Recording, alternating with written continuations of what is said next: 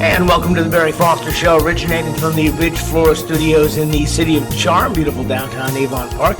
I would like to remind you that if you have any thoughts, ideas, or suggestions for our program, please post them right on the YouTube comments page. I used to have you send me an email at thebarryfostershow@gmail.com, but the algorithm really likes it when you like and make comments. So, and I promise you, we check it every day, so we will respond to you very quickly. You can check out the YouTube page either by going to The Barry Foster Show on YouTube, or go to thebarryfostershow.net and click on the red vector. We'll be putting up new programming on a regular basis. And subscribe to our YouTube page. Join our pages at The Barry Foster Show and on Facebook and on Instagram. That would be very helpful. I want to let you know we put up a new segment beginning last Friday called Consumer and Business Update, where we're going to be, we had Randy Ray on talking about seniors and scams and things that are consumer interest to seniors, and we're going to have more of that kind of thing coming up. Also, got a couple of more interviews coming your way in the near future. Corey Greenway of the Out of Hand Band, a local musician who's made good. We're going to be talking with him. And Kaylee Bush, who is the currently former Miss Florida, who had her crown taken away because after she won, she refused to sign something and said that she would be okay if men competed in the beauty pageant with women, and she said, I can't sign that, so they took away her crown. We're going to find out all about that and more. But much to everyone's delight, back in the studio we have the handsome and exciting John Larsen. Good morning, sir. How you doing? I even got a haircut this morning before I came in, so I'd look even better. So there you go. You look. As the days go by, you just continue to improve. Well, I hope so. But before we get started, one of the things I want to mention and whatnot, I'm really going to talk about this a little bit tomorrow night. Bob Gilmore and I went to the 912 group on Thursday. Mm-hmm. Up in Winter Haven, because they had Michael Sabka, who's going to be speaking at the Tea Party in July, by the way, who's a local representative for John Birch Society. He's, I guess, the coordinator for these, and he's trying to get these J6 people in front of as many groups as he can to tell their story. And that's who was there. They had 6 of them, all from Florida, a couple from Polk County, and whatnot, which is where Winter Haven's at, in Polk County. And I want to tell you, when you heard their stories, I got so mad. I mean, I was rip-snorting mad at what these people went through. Yes. I mean, the stories they told us. The first woman that talked was 60 years old, and she went to the rally up in Washington, the Trump rally and whatnot. And she said then, we walked down as in a group, and, we were ushered in. So she said, I went in, I looked around, I didn't do anything, I just looked around. Went home. And she said, I don't know, it was like a month or two later, big knock on the door, and here's all these guys with rifles and guns pointed at her door to arrest her for being one of the J6 people, okay? And she was in her nightgown, so she went out and she's a feisty lady. Oh, yeah. She went out and she confronted them. What are you doing on my property? In her nightgown, okay? Oh, yeah, yeah. And whatnot. And of course, they were trying to mumble and stumbling, and we're here to arrest you, blah blah blah. We understand you've got guns in a house, and so she said, "Yeah, I've got guns. They're legal. They're legal guns. I own a couple guns, yes," and so on. So they were outside, and finally, one of the female agents from ICE or FBI, whichever, whatever it was, came up and said, "Would you like to go inside and get dressed?" She said, "Yeah, that would be nice." That would be okay. But here's the kicker. The female agent went in with her, and so did the male agents, and stood there while she took her night clothes off and put on some clothes. Yes. And I mean, that was just one of the stories that she told. But to listen to every one of them, all right, it was heart-wrenching to listen to their story and how they were mistreated. Some of them today, most all of them, because here's something I did not know, all right? The Patriot Act, which was put in place by George Bush, yes, okay, which is a monstrosity that should be done away with, all right? And it expired after 10 years. While Obama was in office, it expired. It was originally written and said, foreign terrorists are the people that pick. No, Obama added homegrown terrorists, domestic, yes, which means that all of these people that were arrested now have a felony on their record. Some of them have not been able to get a job since then because, number one, they've got a felony on their record. Mm-hmm. So here they are 4 years later, 5 years later, they're still suffering because they can't get a job. The one fellow that we listened to was from Polk County. Just before the rally up in Washington, he became a certified EMT in Polk County, working at one of the fire stations. He was on the job for about a month or so when he went up to Washington for the rally. Well, of course, like a lot of them, he just marched through the Capitol, looking around, not doing anything, just looking around and whatnot. Months later, gets a knock on the door, same thing. Here's all these guys with guns here to arrest you, blah, blah, blah, and so on. When that happened, he had gotten married in the intervening period, and whatnot. He was arrested and whatnot and sent off to jail, okay? That's the one problem. His wife has a baby while he's in prison, okay? He was shuffled around. Most of them were shuffled around to like 3 or 4 different prisons. They kept him moving so they couldn't Move have him around. legal counsel. That's right. Yeah. Not only that, that if your family wanted to come and visit you, most of them were shipped down to a place in Oklahoma. Well, it's pretty difficult for some folks to get down to Oklahoma to visit their loved ones that are in prison or in jail. Here we are 4 years later. He kept up all of his certifications while he was in prison. He paid all of his dues while he was in prison. When he came out, they said, sorry, we can't hire you. So here he is, a certified EMT. He's been, and he said, I have reached out to so many different districts and Grady, organizations. Judd territory, he can't get a job. Cannot get a job, no. Cannot get a job as an EMT, no. And so here he has, and he went, here's the other thing. His wife, when he was in one of the prisons, his wife came to visit him with his newborn. Mm-hmm. And of course she says, would you like to hold our newborn? And he said, absolutely. So he's got the newborn in his arms. The guard comes over. Give that baby back to your wife. You're not allowed to have anybody contact with anybody. It was his little baby. All right? About 1 year old at that point. And so when you hear these stories, and this young guy, you can look at him, he's very squared away. Mm-hmm. And I imagine he was a fantastic EMT, which Lord knows how many of those do we need in this country. All right? But here he is now, 4 years later, unable to get a job as an EMT. Did he not get a pardon from Trump? Yeah, they all did. But that doesn't wipe their record clean. All that did would get them out of jail. So all of them still have their prison or their arrest record hanging over them, and almost all of them have felonies on their record. We have to see what it takes to get that expunged. Well, I would assume that the president would have the ability to do that, to clear their record and make them whole again. All right, so they can get that off their record and hopefully then qualify to get a job. Mm-hmm. About the only thing you can do in this situation is, even if you had a trade or a calling or whatever you did previous to that, would be to start your own business. All right, but yeah. That's not in the cards. How do you start your own EMT business? That's not in the cards for a lot of folks. Yeah. So, I mean, I want to talk about this some on Tuesday, but I'll tell you what, I'm going to do everything in my power to have Michael Sapka bring some of those folks to the Tea Party. Well, we've seen what happens when you weaponize government, and over the past 4 years, government was weaponized, and the idea was they don't want any kind of insurrection ever again. And I think we had heard stories about people being ushered in, the doors were opened up. They were invited to come in. And we've seen videos from the White House of where the police were standing there watching them, and they were walking in. They were like a White House tour. One of the guys who was a big fella, okay, and he was one of those that he was kind of like the major spokesperson for the 6 people that were there. He was kind of like the lead person, but he also was in the Capitol. When they went in, he said they were in a big mob of people just pushing forward. Well, they got to a spot and they could hear all this yelling going on, okay, and whatnot. Well, he finally made his way to the front, and what it was, one of the guards who was there with a gun, with a rifle, okay, had been backed up to a railing that went next to a stairway that went downstairs in the Capitol and whatnot. And he said, look, he said, calm down, because he said, I'm shooting you all. I'm going to shoot all of you people. And this big guy went, listen, calm down.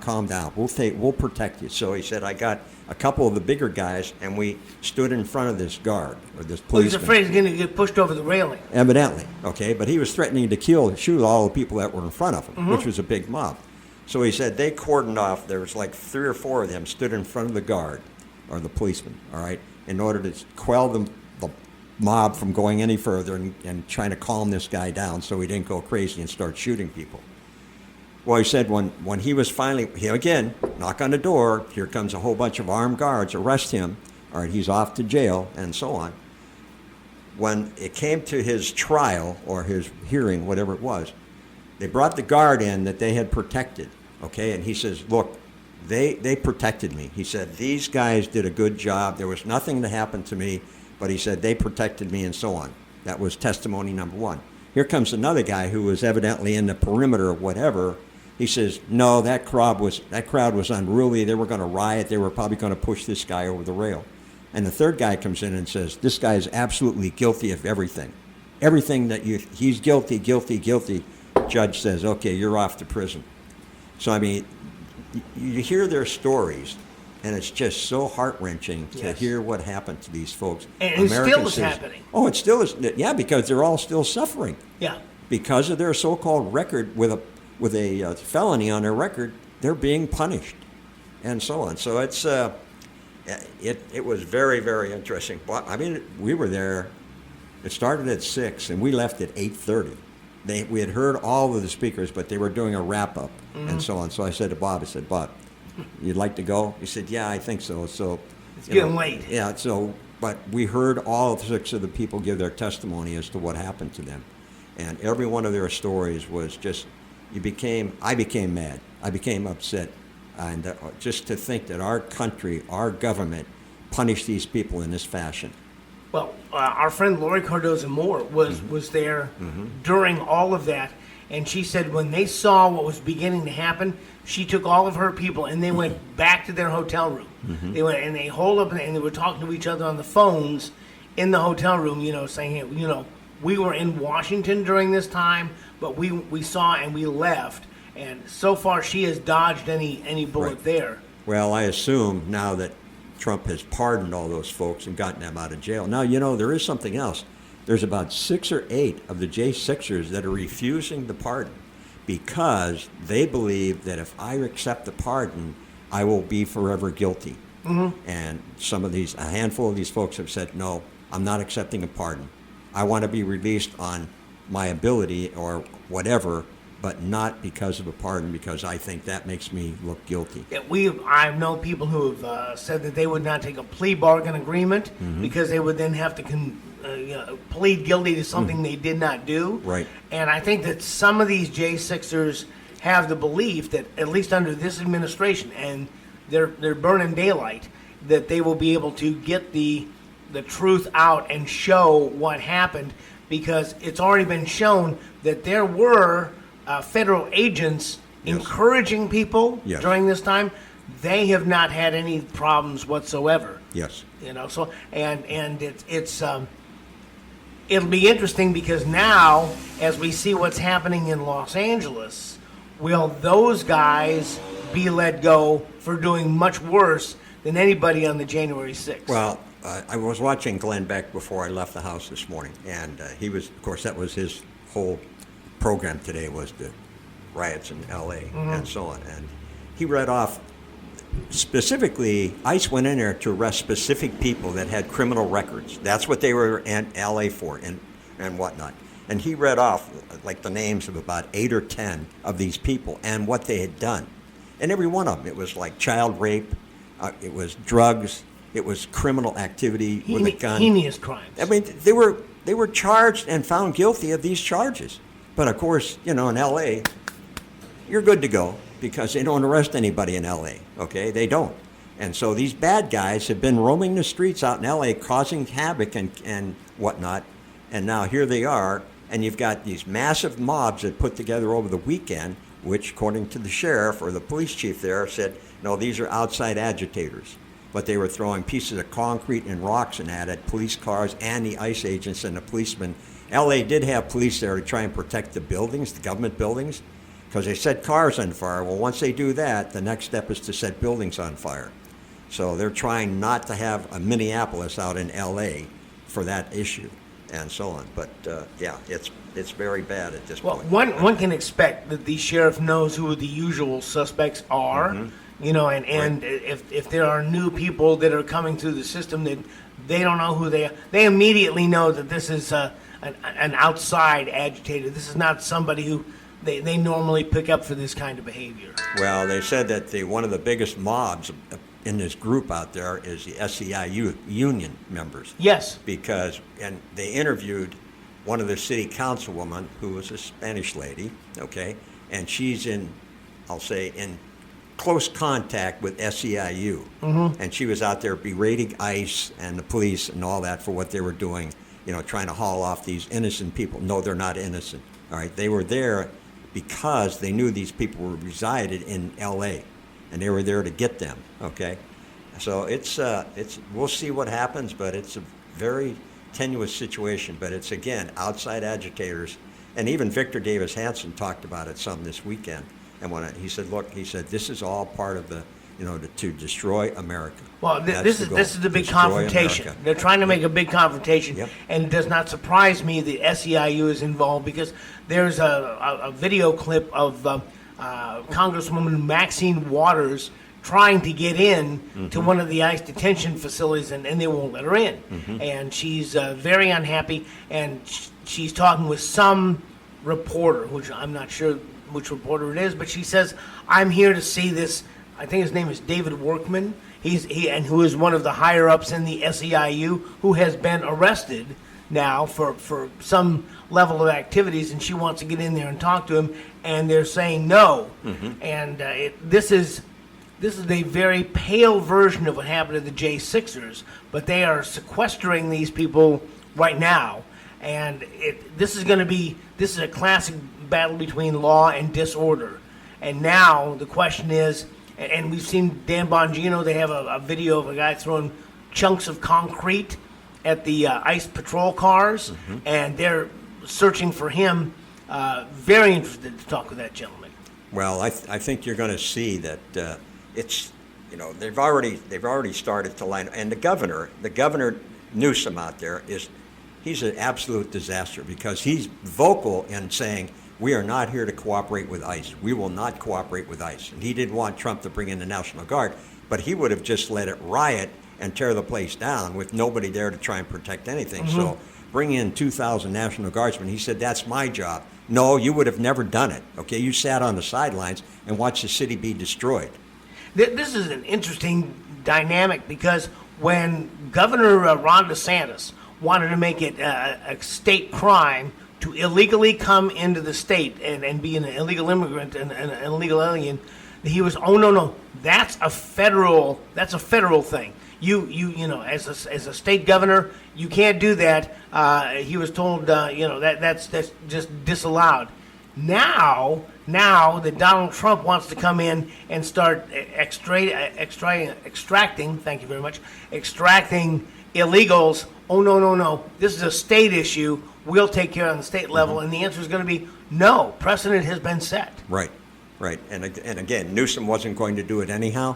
So Trump, in order to try and protect the agents that were there and the police and that, try and protect them by bringing more, because they were, if you looked at the pictures this weekend, I don't know if you saw them, they were outnumbered like 100-1. Oh, yeah. I mean, they were 300 troops. They were massively outnumbered. There's more than 300 people on the highway. Right. They're blocking the highway right now. Right. And even though you have an additional 2,000 National Guards, when you have 25,000 so-called rioters, they're not peaceful demonstrators, they're rioters at this point. All right, you're totally outnumbered.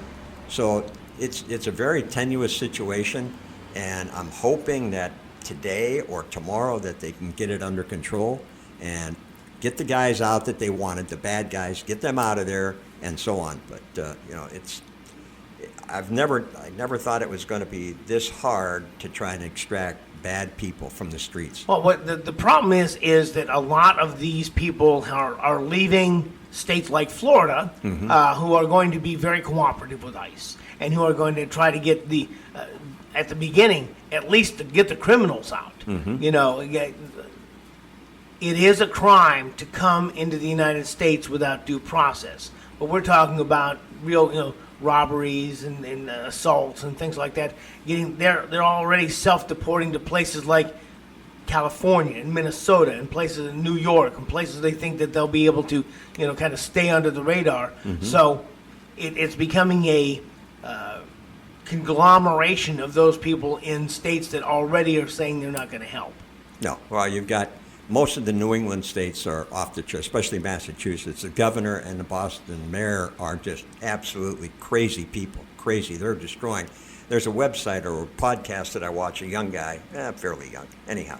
He's got a podcast out of Massachusetts, and he reports every day on what's going on in Massachusetts in the way of corruption or potential problems and so on and so forth. So I've been able to get a pretty good insight into Massachusetts, specifically Boston, because they were a sanctuary city and a sanctuary state. So neither the governor or the mayor of Boston would cooperate with ICE. Well, and the question is, how long will citizens decide they want to take this? Now, I have seen videos of New Yorkers who are very, very, very unhappy about the way things are and want things to change. And many of the New Yorkers that I know aren't really skilled at hiding their emotions well. So they were fairly outspoken about what they wanted to happen. But the question is, are there enough of them to make that happen? Well, every time we think that there's potential for a change in, let's say, party leadership in a state like New York, it doesn't happen. They continue for whatever reason, and I have to tell myself, I really believe there's probably a lot more of the good people in places like New York, but I also believe that there's a lot of skullduggery when it goes on to elections. And the thing is, they try to make a really big example out of people like the J6ers so that you don't feel predisposed to speaking up in a government which might crack down on you and find something that you may or may not have done wrong. Because let's say you're falsely accused, you still got to pay for the attorneys. You still lose all the time. Yep. You still lose all the effort. There's still a great deal of anxiety that goes into exonerating yourself, even if you've been accused of shoplifting and you never took anything. Well, again, just a quick story, but one of the other J6ers that talked to Thursday night was a chiropractor. He'd been in business for many, many, many years in Florida and whatnot. Of course, when he got hauled off to jail, his practice was shut down, all right? But then also while he was in jail, whatever the registration society that does that for chiropractors took that back and said, you no longer can be a chiropractor. All right. See? In the process, his wife leaves him. He lost his house. He lost everything. Lost his business, lost his house, lost his wife. All right. For something that is, when you compare what those folks did compared to the bad guys that are allowed to walk the street today, I mean, even murderers get released on bond these days, for crying out loud. And you don't know what kind of acupressure was put on the association, saying, this guy probably should lose his license. And if he didn't lose his license, we have a bunch of cases we might need to review and tie you guys up for a couple of years. And it's just easier. It's easier just to sacrifice this guy. And they said, okay, fine. We can, that you wonder how much under the radar stuff's going on there. Well, there's so much that I think is way beyond the pale as to how these people were treated. Way beyond the pale compared to bad guys that are allowed to roam the streets today. Well, with all the things going on in Los Angeles here on this Monday, the 9th of June, I did have one of our good friends, a guy I've interviewed here before, wrote a book called Retirement in Florida is Murder, Chris Courtney, who has, I think, come up with the penultimate solution. He says, it's time to send in Grady Judd. Just send in Grady to, because Grady's like a no-nonsense kind of guy. But then again, it disturbs me that this guy, this accused J6er, is not allowed to be hired back to doing his EMS job knowing what we know about that particular situation. Yeah, because he specifically said, while I was in jail for 4 years, I kept up with all of the accreditation, and I paid all the dues that I would have had to have paid otherwise. And nobody said, hey, you might as well not do this because you're not going to get hired anyway. No. When he got out and found out that the department that he worked for, oh, sorry, we can't touch you, he said, I've contacted all kinds of organizations around the state and elsewhere to see if someone would hire me. As soon as they see the felony on my record, no thank you. I will tell you that several decades ago, I was in a restaurant, and we were in the restaurant eating, and there was this sign that they had a little breakfast bar where you ate, and then the dining room, and there was a sign up by the breakfast bar that said, we have a felon working, we caution we have a felon working for us. And I looked at it, and the waitress saw me looking at it. And he said, well, he's our dishwasher, and he does a good job washing the dishes. And I said, well, guy deserves a second chance. Right. He wasn't not doing any felonious activity with the diners out there. So I wondered if that is something now that is mandated, that if you hire a felon, somehow you have to have that posted or some kind of information that you have to warn consumers that because a misdemeanor is much different than a felony. Yeah, right, absolutely. And the other thing is, some of the people ended up in the prison in D.C., which was absolutely, absolutely horrible. You were in solitary, whatever. But he said the food they served you, they would put, what was it? They put some kind of bleach. Oh, they put bleach on their salads. All right. A lot of the food was moldy when they got it, and the water was brown. He said you couldn't drink it because you didn't know what was in there. What caused it to be brown in color? There needs to be some investigation into that, and some although it's easy for large organizations to look out for each other and to hire somebody who will fall on their sword for it. I was reading an article about this gangland kingpin that they had found that he had an illegal weapon, and as the investigation began to unfold, one of the lieutenants, one of the lower guys said, no, that's mine. That's my gun. That's my gun. He said, you're going to go to jail for like 8 years. He says, well, that's okay. That's my gun. That's my gun. And so the kingpin guy got away. One of his lieutenants fell on his sword. And as the story goes, I wasn't there. I didn't do a deep dive on this. But as the story goes, he got out of jail in about half the time. The time served was easy. Nobody touched him in prison. He was well protected. And when he came out, he had a lot of money. He had a lot of money. Right. And he came out. So for a four-year stint in a prison where it's not pleasant, but apparently it wasn't as unpleasant as prisons can be if they feel like, thank you, making it busy. Making it tough for you. So could it be that someone would, or they might offer up a sacrificial lamb and say, it was this guy over here that did it, and we've gotten rid of him, and he's gone, and he's got dementia, and we can't punish him for what he did. All of the prisoners, I'm sure they all have a story that's very similar to the ones that we heard, but it is beyond pale when you think about the number of people that are walking the street today that have committed heinous crimes. I mean, physical damage to people, including murder. I didn't know that nowadays they just routinely put them out on bail. Murderers. I always thought that a murderer had to stay in jail until his trial. Yes. But not today, evidently. I mean, and to think that people were treated like that in America.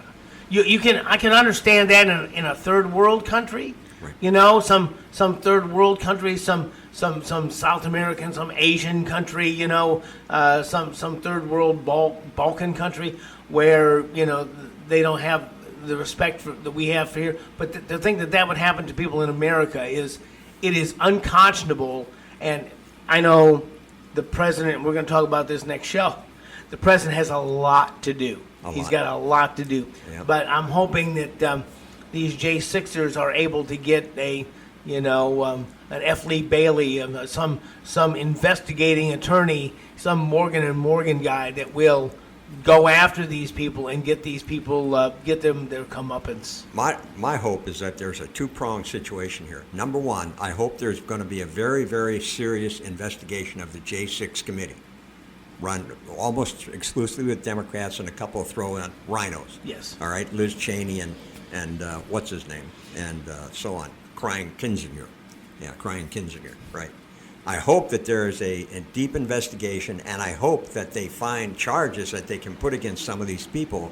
And I want to see, what did they do that covered up everything? What did they not report on? And so on, so it comes out. But I hope some of them would be found guilty of a crime and be sent to jail.